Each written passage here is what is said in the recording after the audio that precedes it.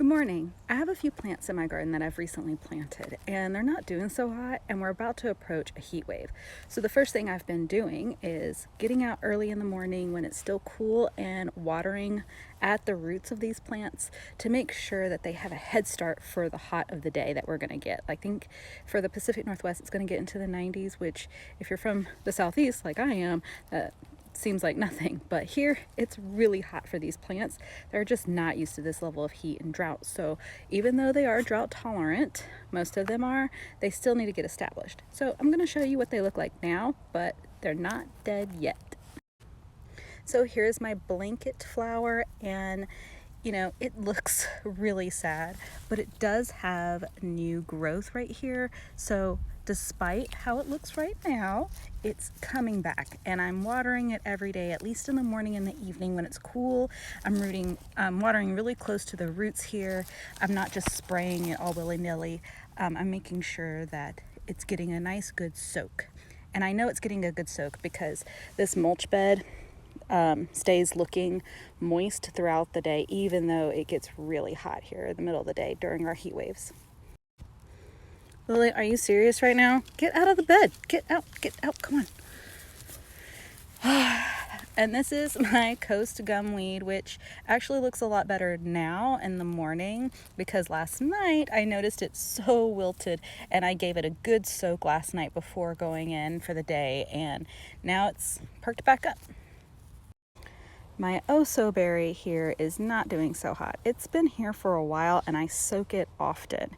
And I'm not too terribly concerned because I've noticed many wild Oso berries around me are yellowing at the leaves here. And so I'm just assuming this is heat stress, maybe. Just in general, they're not used to this level of heat and dryness. And I believe this one does need more shade than it's currently getting. So it's going through a phase. My bad. But it's not dead and it's not dying. And here's how I know.